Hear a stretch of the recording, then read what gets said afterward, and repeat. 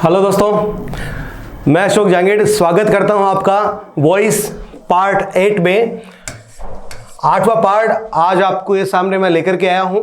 इस 8वें सेशन में 8वें चैप्टर में यहां पर हम सबसे पहले इंपेरेटिव सेंटेंसेस जो हैं उनका पैसिव वॉइस किस प्रकार से तैयार करते हैं इसके बारे में जानने वाले हैं। तो सबसे पहले आप समझिए इंपेरेटिव सेंटेंस क्या है। एक्चुअल में इंपेरेटिव सेंटेंस की बजाय हमें कहना चाहिए इंपेरेटिव वर्ब, क्योंकि वर्ब के मूड होता है। वर्ब का मूड जो है वो 3 तरह का होता है, इंपेरेटिव, इंडिकेटिव और सब्जंक्टिव। उन्हीं में से हम किसकी बात कर रहे हैं? Imperative mood off the verb की बात कर रहे हैं। तो हमने क्या कर दिया? इंपेरेटिव सेंटेंस बोलना उसे प्रारंभ कर दिया। खैर ठीक है, अपन बात कर रहे हैं किसकी? इंपेरेटिव सेंटेंस की। तो ध्यान देंगे इंपेरेटिव सेंटेंस कहते किसे हैं? तो एक ऐसा सेंटेंस जहां पर वाक्य के द्वारा या तो कोई ऑर्डर दिया जाता हो, कमांड दी जाती हो, एडवाइस किया जाता हो, या रिक्वेस्ट करी जाती हो, सजेशन दिया जाता हो, वार्निंग दी जाती हो, थ्रेट किया जाता हो, इस प्रकार का भाव व्यक्त किया जाता हो, तब हम क्या कहते हैं कि फला फला सेंटेंस जो है इंपेरेटिव सेंटेंस है। अर्थात उस वर्ब का मूड जो है कैसा होता है? इंपेरेटिव का होता है। तो प्राय नहीं, हमेशा इस प्रकार के जो सेंटेंस होते हैं उनका सब्जेक्ट क्या होता है? यू होता है। क्या होता है? यू होता है, जिसे प्राय लिखा नहीं जाता है। जिसे प्राय लिखा नहीं जाता है। प्राय शब्द का मतलब क्या हो गया कि आप चाहें तो उसको लिख भी सकते हैं, ठीक है, लेकिन इसे प्राय लिखा नहीं जाता है। फिर आगे वर्ब की फर्स्ट फॉर्म से आपका सेंटेंस स्टार्ट होता है और सेंटेंस के एंड में क्या आएगा? हमेशा फुल स्टॉप आएगा। और यदि आपका सेंटेंस नेगेटिव है तो फिर यहां पर आप किसका इस्तेमाल करते हैं? डोंट का, और फिर वर्ब की फर्स्ट फॉर्म आएगी और फिर एंड में फुल स्टॉप आएगा। तो आप मुझे ये बताइए कि वर्ब की फर्स्ट फॉर्म का या डोंट प्लस वर्ब की फर्स्ट फॉर्म का कहां प्रयोग करते हैं आप? कुछ याद आया? जवाब देना चाह रहे हैं? कमेंट बॉक्स में लिखो ना भाई, लिखो, ठीक है। अर्थात मैं पूछना चाह रहा हूं कि टेंस कौन सा भाई? अर्थात जब आप इंपेरेटिव सेंटेंस की बात करते हो तो आपका टेंस कौन सा होता है? तो जवाब क्या आ रहा है? प्रेजेंट सिंपल, ठीक है, यह सिंपल प्रेजेंट टेंस होता है। इसका मतलब सिंपल प्रेजेंट है तो कॉन्टिन्यूअस में आप किसका इस्तेमाल करते हो? इज, एम, आर, अर्थात बी की फॉर्म का आप इस्तेमाल करते हो। तो इंपेरेटिव सेंटेंस का मतलब क्या हो गया? वह वाक्य जिसके द्वारा ऑर्डर, कमांड, रिक्वेस्ट, एडवाइस इत्यादि भावों को व्यक्त किया जाता है, जिसका सब्जेक्ट हमेशा यू होता है, ठीक है, जिसे प्राय लिखा नहीं जाता है। सेंटेंस की शुरुआत यदि अफर्मेटिव है तो वर्ब की फर्स्ट फॉर्म से होगा, और नेगेटिव है तो किससे होगी शुरुआत? डोंट प्लस वर्ब की फर्स्ट फॉर्म से होगी। समझ में आ रहा है? ओके, बढ़े आगे इसमें। अब इंपेरेटिव सेंटेंसेस जो हैं उनके पैसिव वॉइस हम अलग अलग प्रकार से बनाते हैं। कई हमारे पास तरीके हैं जिनके द्वारा हम क्या कर सकते हैं? एक्टिव से पैसिव वॉइस बना सकते हैं।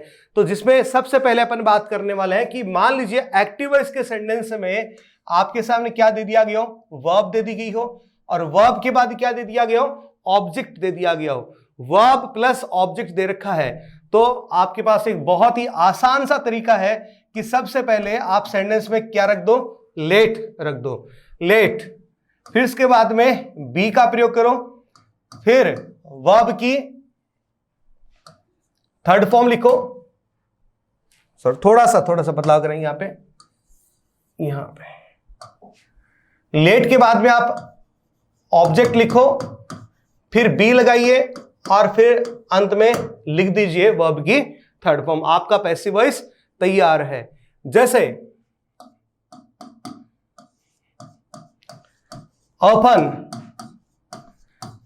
The box, open the box. तो यहां ओपन क्या है? वर्ब की फर्स्ट फॉर्म है। खोलना, क्या खोलना? द बॉक्स, अर्थात ये क्या है? ऑब्जेक्ट है। तो सबसे पहले आप क्या लिखिए? लेट शब्द का प्रयोग कीजिए। लेट, फिर ऑब्जेक्ट लेकर के आइए द बॉक्स, फिर बी का प्रयोग कीजिए, कर दिया। वर्ब की थर्ड फॉर्म लिखिए, let the box be opened, let the box be opened, अर्थात डिब्बे को खोला जाए। आपका पैसे तैयार है। एक सेंटेंस और देख लीजिएगा।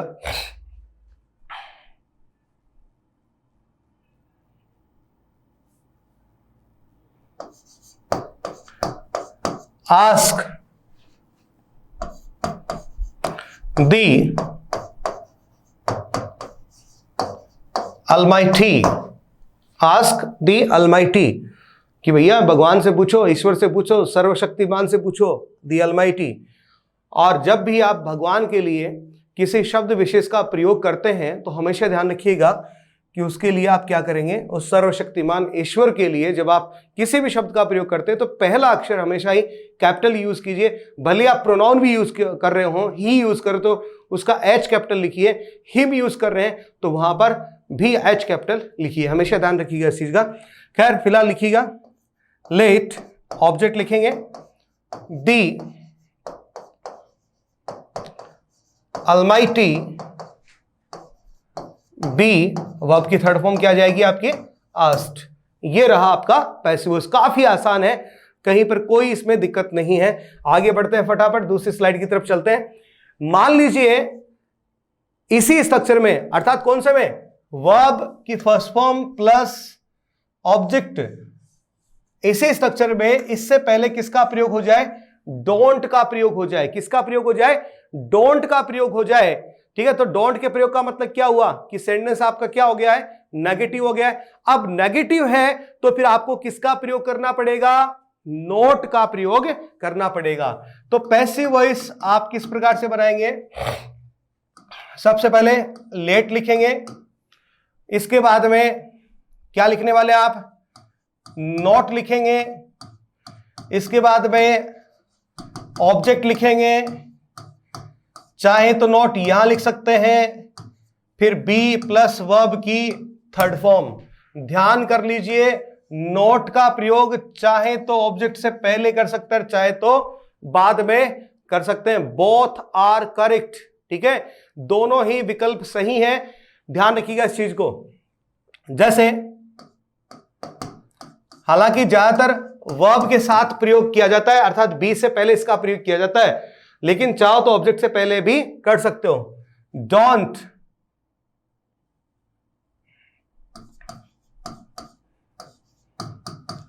Call him, don't call him, क्या लिखेंगे, सबसे पहले लेट, नॉट, हिम, इसको आप इधर लेकर के आइए। ठीक है, हिम का ही मत बना दीजिएगा, गलत हो जाएगा। ठीक है, आपको कहीं ऐसा लग रहा होगा कि यहां पर मैं ही लिख दूं, इसको गलत होगा, ऑब्जेक्टिव केस ही लिखना है, क्योंकि लेट वर्ब है और वर्ब के बाद में प्रोनाउन का ऑब्जेक्टिव केस आता है, सब्जेक्टिव केस नहीं आता है। तो लेट नॉट हिम बी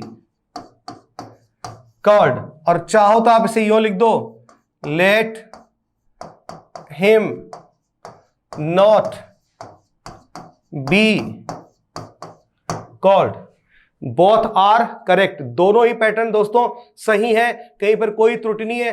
प्राय है, अक्सर, अमूमन, लगभग नोट का प्रयोग जो वर्ब के साथ किया जाता है, ऐसा मैं आपको बता रहा हूं। ठीक है, पैटर्न दोनों सही है, प्राय इस्तेमाल का होता है, वर्ब के साथ होता है, बी के साथ होता है।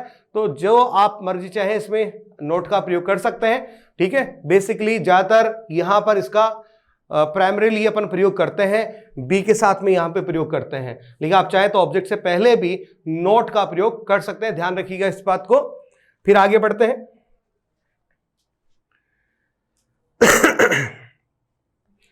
फिर आगे अपन बात कर रहे हैं रिक्वेस्ट वाले वाक्य। कौन से वाक्य हैं दोस्तों, रिक्वेस्ट वाले वाक्य। मान लीजिए हम किसी से रिक्वेस्ट करते हैं, तो हम रिक्वेस्ट करते समय प्राय है प्लीज, काइंडली, इस प्रकार के शब्दों का प्रयोग करते हैं।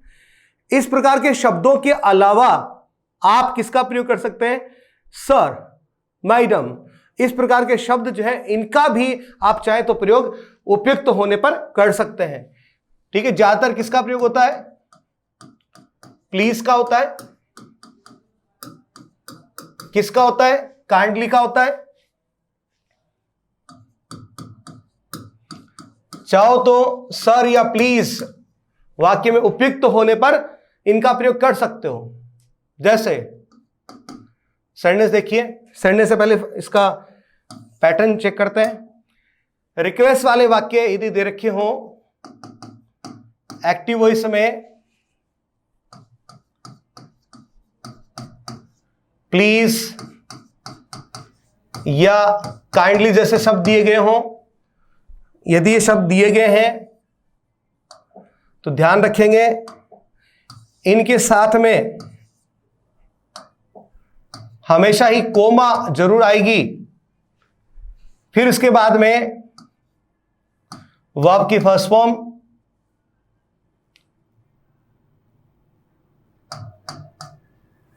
ऑब्जेक्ट हो या ना हो कोई फर्क नहीं पड़ता, ठीक है। इस प्रकार से मान लीजिए दे रखा हो। हाँ, एक बात और, प्लीज, काइंडली, इस प्रकार के शब्द जो है ये एडवर्बियल्स होते हैं, और एडवर्बियल्स की एक खास बात, one of the main feature of the adverbials, adverbials की एक खास बात ये होती है कि इनका प्रयोग जो है सेंटेंस के प्रारंभ में भी हो सकता है, बीच में भी हो सकता है और एंड में भी हो सकता है। तो ध्यान कर लीजिएगा इस बात का कि जरूरी नहीं कि सर या प्लीज जैसे शब्द जो है वाक्य के प्रारंभ में ही आए, ये बीच में भी आ सकते हैं, लास्ट में भी आ सकते हैं। लेकिन जब ये शब्द आ जाते हैं तो ये इस बात की आइडेंटिफिकेशन है कि आपका सेंटेंस जो है उसके द्वारा रिक्वेस्ट का भाव व्यक्त किया जा रहा है। और जब रिक्वेस्ट का भाव व्यक्त हो रहा है तो आप क्या करेंगे, पैसिव वॉइस के प्रारंभ में सबसे पहले लिखेंगे you are requested, you are requested. फिर यहां पर टू का प्रयोग किया जाएगा और फिर जो वर्ब की फर्स्ट फॉर्म है और उसके बाद का वाक्य आप ज्यों का त्यों लिख सकते हैं, ठीक है दोस्तों। दूसरी तरफ आपका जो एक्टिव वॉइस है यदि नकारात्मक हुआ, अर्थात प्लीज या काइंडली जैसे जो शब्द दिए गए हैं इसके बाद में डोंट का प्रयोग हुआ हो, और डोंट के बाद में यदि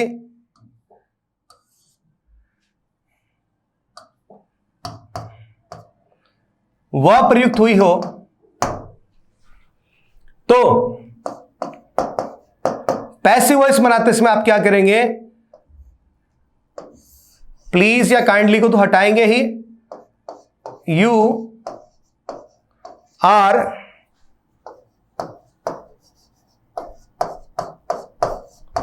रिक्वेस्टेड लिखेंगे। फिर ध्यान देंगे आप नोट का प्रयोग करेंगे, और नोट का प्रयोग हमेशा टू से पहले किया जाएगा, टू के बाद नहीं। ध्यान देंगे नोट का प्रयोग जो है वो आप कहां करने वाले हैं, यदि आपका रिक्वेस्ट का भाव व्यक्त करने वाला सेंटेंस एक्टिव वॉइस में दिया गया है, आप नोट का प्रयोग करेंगे टू से पहले, टू के बाद नहीं, अदरवाइज सेंटेंस गलत हो जाएगा। तो दोस्तों इसका आप स्क्रीनशॉट ले लीजिएगा, नोट कर लीजिए इसको। अगली स्लाइड पे जाके इसके सेंटेंसेस जो हैं एग्जांपल्स देखते हैं अपन। जैसे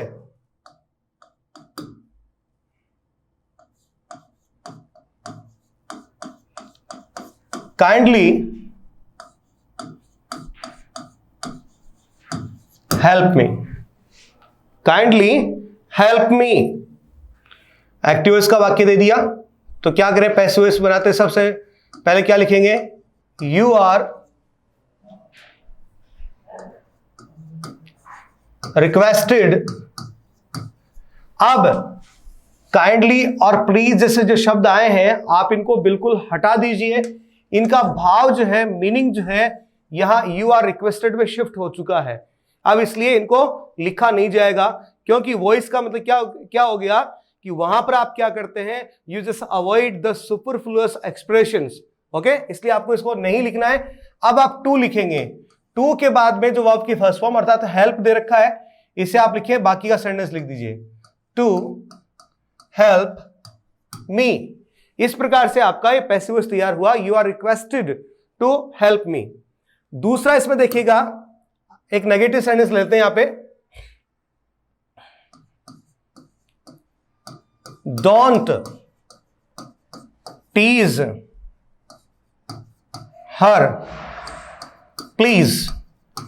मैंने आपको बताया था कि प्लीज या काइंडली जैसे शब्द जो है एडवर्बियल्स हैं, मोबिलिटी अर्थात गतिशीलता इनकी एक खास बात होती है।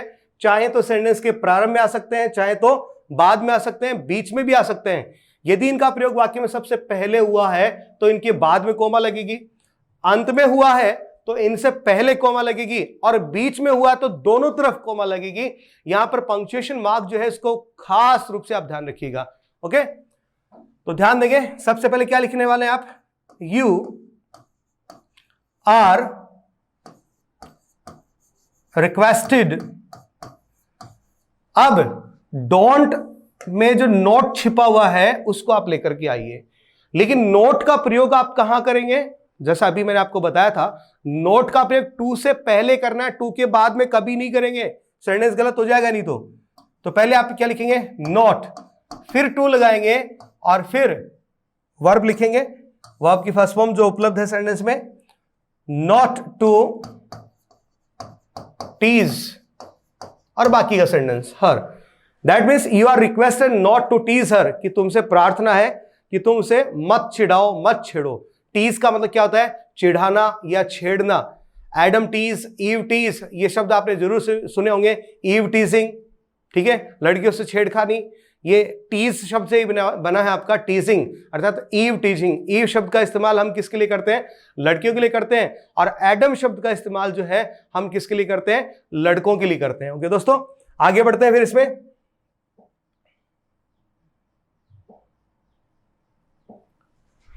अभी अपन बात करने वाले हैं ऑर्डर या कमांड वाले सेंटेंसेस की, अर्थात ऐसे वाक्य जिनके द्वारा हम क्या करते हैं? किसी को आदेश देते हैं, ऑर्डर देते हैं। तो ध्यान देंगे, इस पे कॉन्सेंट्रेट करिएगा।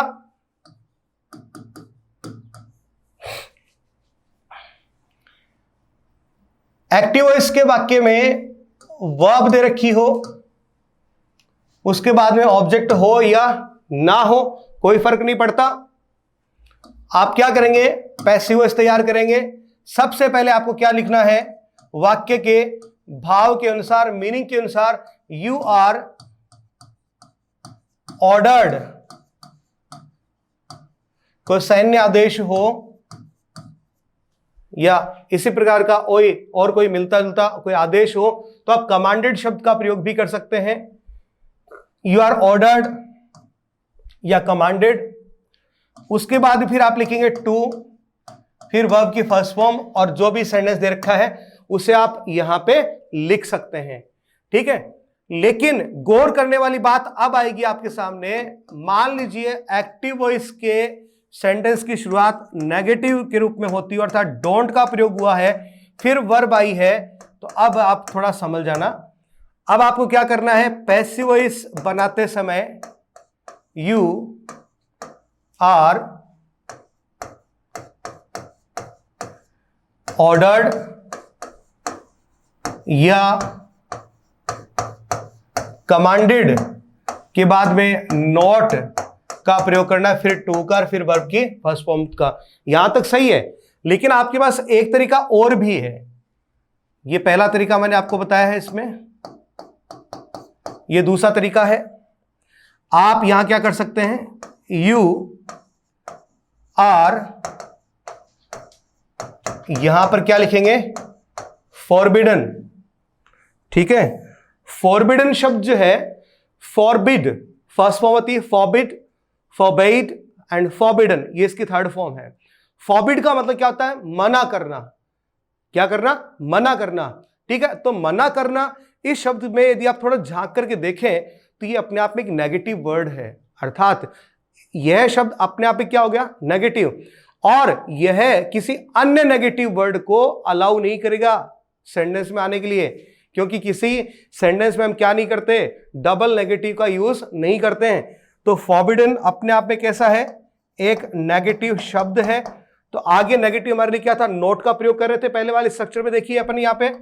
ठीक है, तो यहां इस स्ट्रक्चर में हमें नोट का प्रयोग नहीं करना है। तो यू आर फॉरबिडन, फिर आप क्या लिखेंगे? टू प्लस वर्ब की फर्स्ट फॉर्म। ठीक है,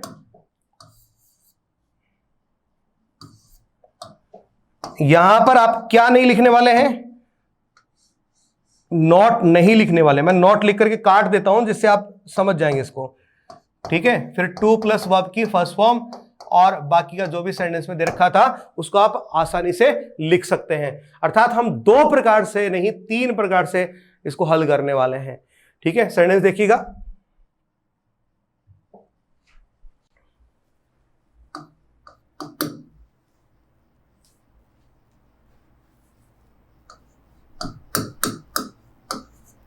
पहला ही सेंटेंस देखिए, सिर्फ मैंने एक शब्द मात्र लिखा है फायर।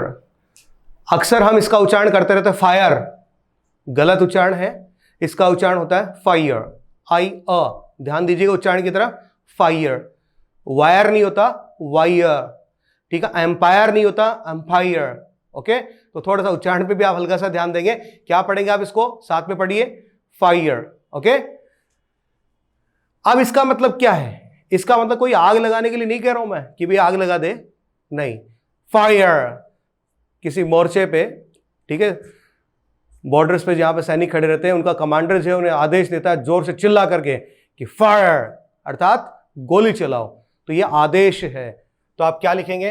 क्या पहले आप बताइए इसको, सेंटेंस नेगेटिव है कि अफर्मेटिव है? जवाब क्या है? अफर्मेटिव है। तो क्या लिखो सबसे पहले आप? यू, फिर आर। ऑर्डर्ड की बजाय यहां कमांडेड शब्द ज्यादा अच्छा साउंड करेगा। You are commanded to fire. लीजिए, आपका पैसिव वॉइस बिल्कुल चंद सेकंड्स में तैयार हुआ गया। दूसरा सेंटेंस देखिए,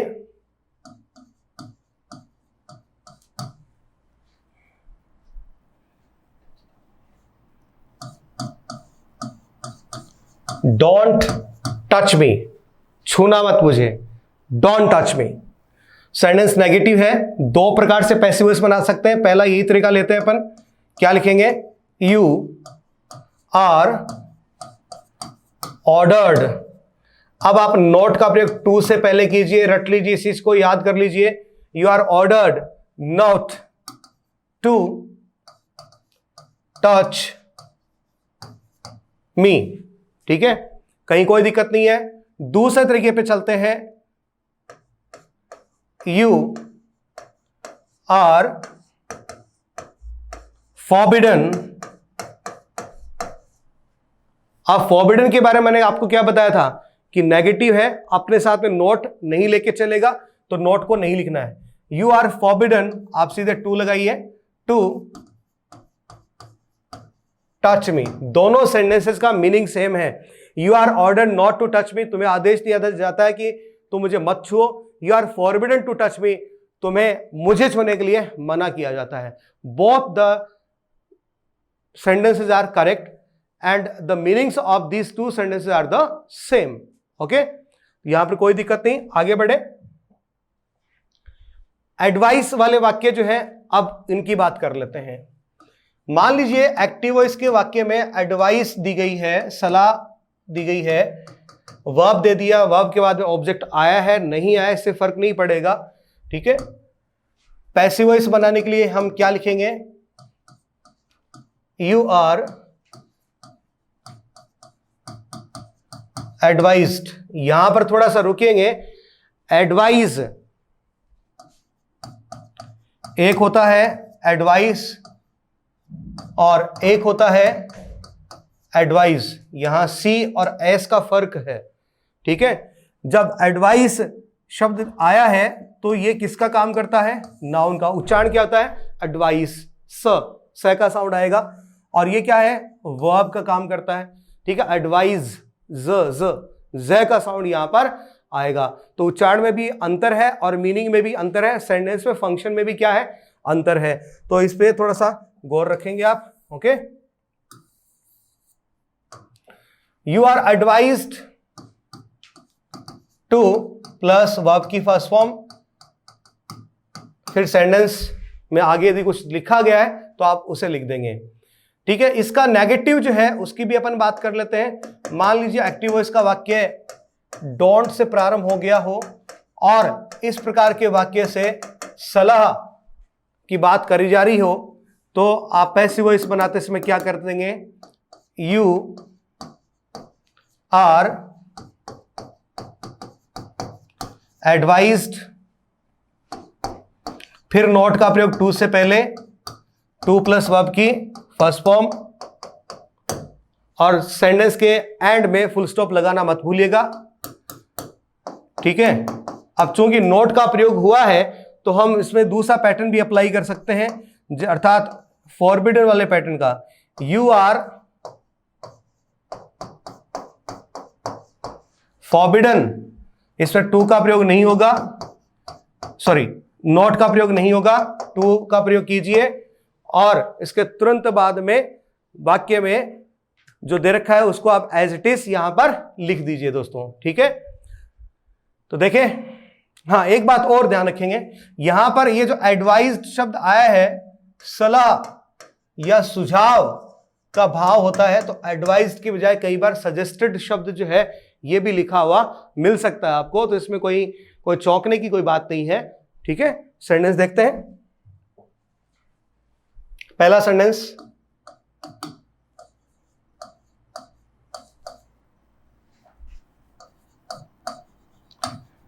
वर्क स्मार्ट। अब वर्क हार्ड जो है ये तो सभी कहते हैं, तो वर्क हार्ड का जमाना जो है भाई ये तो धीरे धीरे जाने लग गया है, ठीक है। वर्क हार्ड के बजाय आप क्या कीजिए, वर्क स्मार्ट कीजिए, ये मेरी आपको सलाह है, ठीक है दोस्तों। तो वर्क की फर्स्ट फॉर्म है, स्मार्ट यहाँ एडवर्बियल है, ठीक है। तो सबसे पहले आप क्या लिखेंगे, यू आर एडवाइज्ड, चाहे तो सजेस्टेड भी लिख सकते हैं, you are advised to work smart, ठीक है।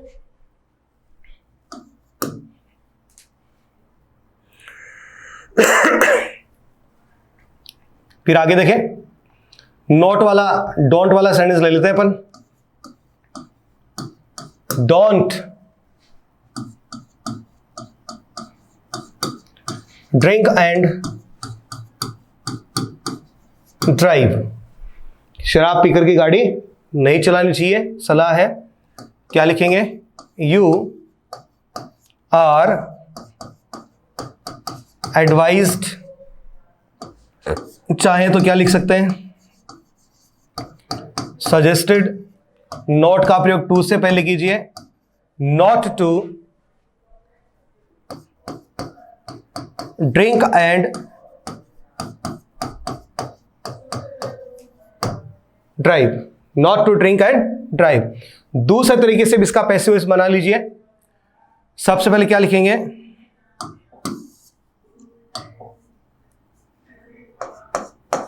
यू आर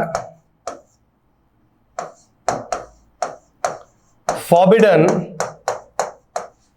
नॉट का प्रयोग नहीं होगा तो टू लगाइए, forbidden to drink and drive, ठीक है दोस्तों। तो एडवाइस का भाव यदि सेंटेंस में दिया गया हो तो आप इस प्रकार से इनका पैसिव वॉइस तैयार कर सकते हैं, ठीक है। उम्मीद करता हूं समझ आ रहा है, ठीक है। आगे बढ़े और देखिए, इसी में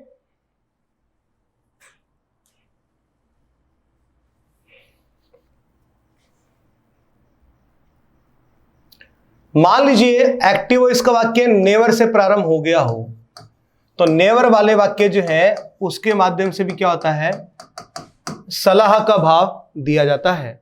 किसका भाव दिया जाता है, सलाह का भाव दिया जाता है। तो आप पैसिव वॉइस किस प्रकार से बनाएंगे ये आप अलग से नोट कर लीजिएगा इसमें। जैसे sentence, never waste your time, कि अपना वक्त कभी आप बर्बाद मत कीजिए, नेवर वेस्ट योर टाइम। तो सबसे पहले लिखिए, यू आर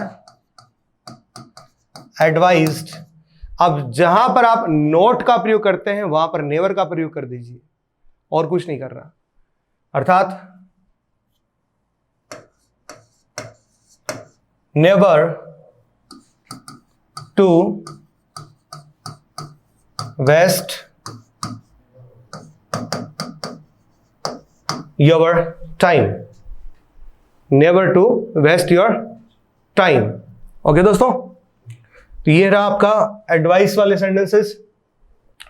इसके अलावा कुछ और सेंटेंस होते हैं जिनके द्वारा अपन सुझाव देते रहते हैं, और ये जो सेंटेंसेस हैं वो लेट से प्रारंभ अपन करके पैसिव वॉइस बना सकते हैं।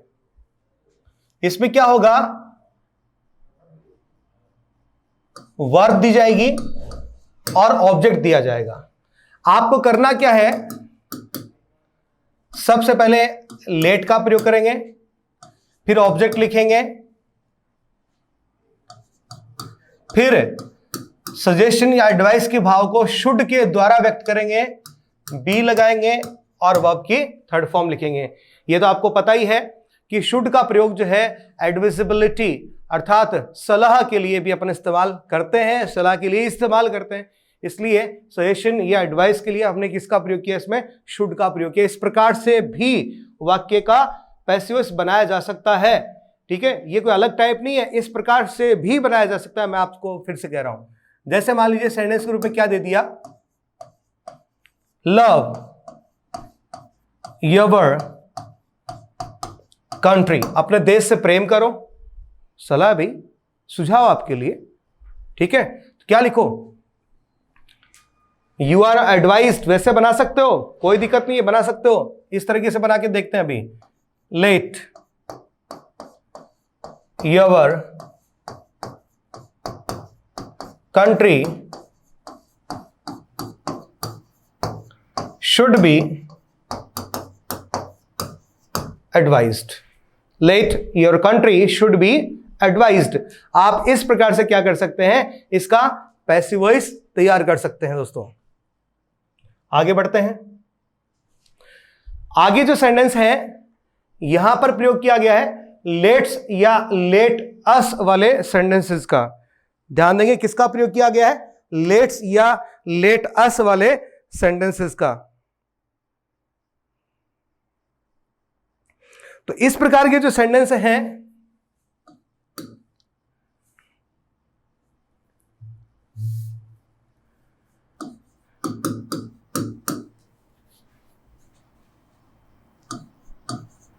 वाक्य के प्रारंभ में लेट्स या लेट का प्रयोग होगा। ठीक है, लेट्स का भी हो सकता है और आप चाहो तो यहां पर लेट का प्रयोग भी हो सकता है। ठीक है, इनका जब पैसिव वॉइस बनाना होता है तो हम इसमें सजेस्टेड या प्रपोज्ड जैसे शब्दों का प्रयोग करते हैं। किसका प्रयोग करेंगे, सजेस्टेड या प्रपोज्ड जैसे शब्दों का प्रयोग करेंगे। आगे दैट या वी शुड, इनका भी प्रयोग किया जाएगा। ध्यान देंगे पैसिव वॉइस बनाते इसमें किसका प्रयोग करेंगे, सबसे पहले इट, फिर आप इज लिखेंगे, सजेस्टेड या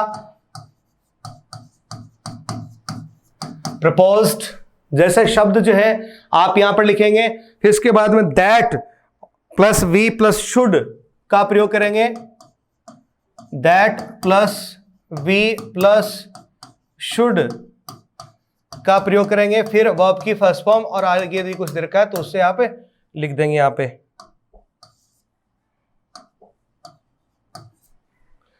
ठीक है दोस्तों, जैसे हमने कोई सेंटेंस लिया यहां पे, let's play football, let's play football.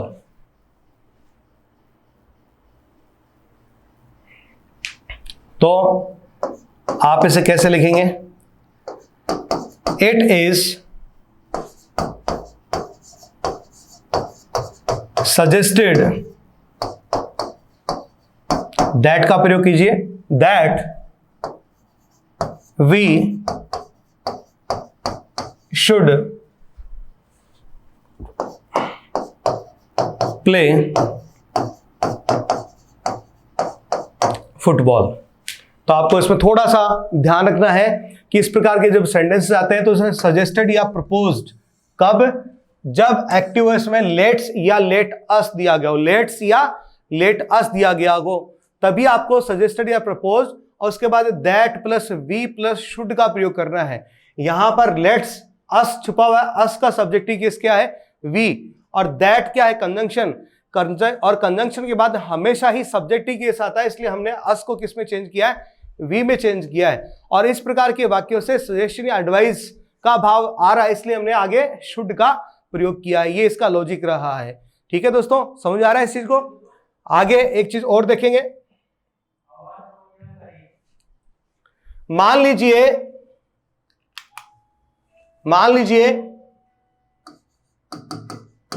Active voice का जो वाक्य है, एक्टिव वॉइस का जो वाक्य है उसका स्ट्रक्चर इस प्रकार से है, late plus object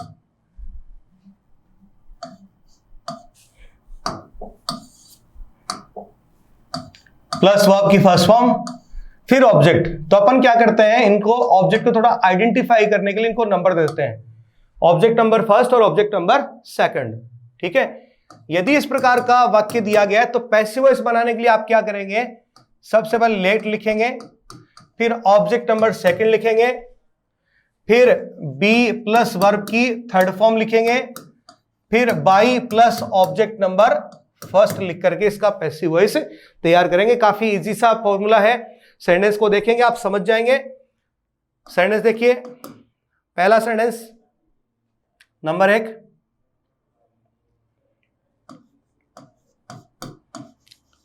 late me play football. Let me play football. Let अपने आप में क्या है, वर्ब है, मी क्या है, ऑब्जेक्ट, लेकिन ये ऑब्जेक्ट किसका है, इस वर्ब का है। प्ले क्या है, वर्ब है, प्ले यानी खेलना क्या, ऑब्जेक्ट। इसका आंसर आ गया फुटबॉल, ऑब्जेक्ट हो गया। ठीक है, ये इसका ऑब्जेक्ट है, ये ऑब्जेक्ट फर्स्ट हो गया और ये आपका ऑब्जेक्ट सेकंड हो गया।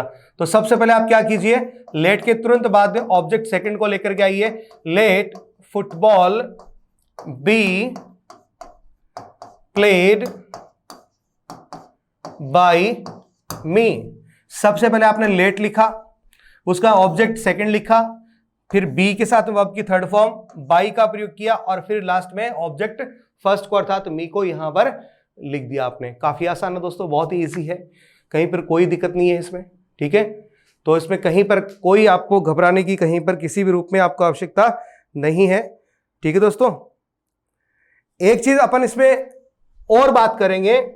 अभी जैसे अपन ने कुछ सेंटेंसेस लिए थे रिक्वेस्ट वाले वाक्यों के रूप में, किसके रूप में लिए थे, रिक्वेस्ट वाले वाक्यों के रूप में कुछ सेंटेंसेस लिए थे। ठीक है, तो मैं एक बार उनकी तरफ फिर से चलता हूं, क्योंकि रिक्वेस्ट वाले वाक्यों में आपके जैसे मन में एक सवाल उमड़ रहा होगा कि सर ने वहां पर फॉरबिडन का प्रयोग नहीं किया। किसका प्रयोग नहीं किया, फॉरबिडन का प्रयोग नहीं किया। जैसे अपन थोड़ा सा एक पीछे चलते हैं,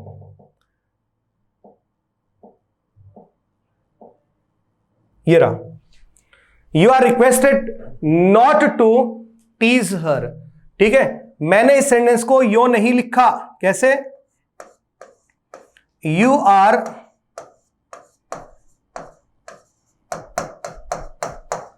फॉरबिडन टू टीज हर। यदि मैं ऐसा लिख देता तो आपका सेंटेंस क्या हो जाता, गलत हो जाता। ध्यान रखिएगा, आपका सेंटेंस क्या हो जाता, गलत हो जाता, क्योंकि जो रिक्वेस्ट वाले वाक्य होते हैं, इन रिक्वेस्ट वाले वाक्यों में आप फॉरबिडन का प्रयोग नहीं करेंगे यदि आपका एक्टिव वॉइस का वाक्य क्या है, नेगेटिव का है। तो हाँ, एक तरीका और है जहां पर आप क्या कर सकते हैं, एक अन्य तरीके का प्रयोग कर सकते हैं रिक्वेस्ट वाले वाक्यों में। उसकी मैं थोड़ी सी चर्चा कर लेता हूं यहां पे, पहले नहीं करी थी, अभी कर लेते हैं अपन। ठीक है, लेकिन वो नकारात्मक के रूप में नहीं, एक सकारात्मक वाक्य देकर के मैं आपके सामने उसका प्रयोग कर रहा हूं, देखिएगा।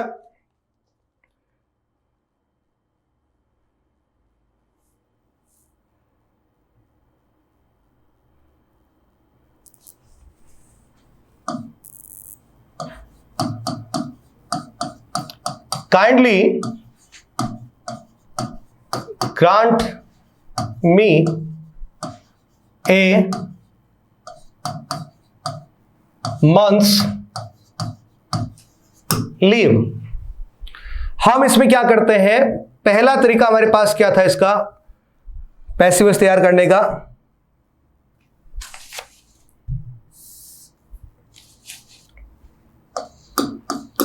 हम यूं लिखते हैं, you are requested to grant me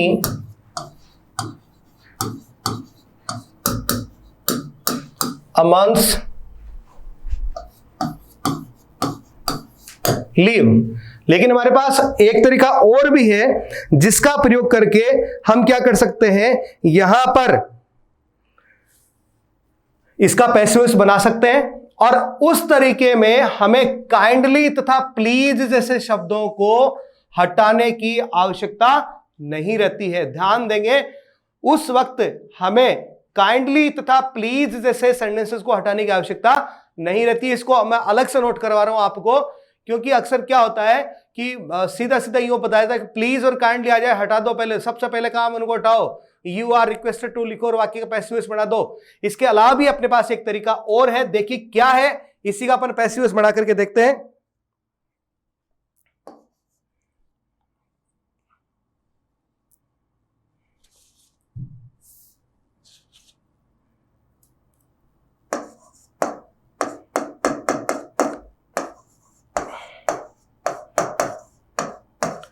A month's leave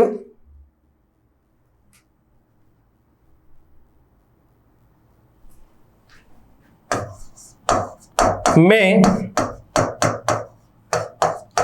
kindly be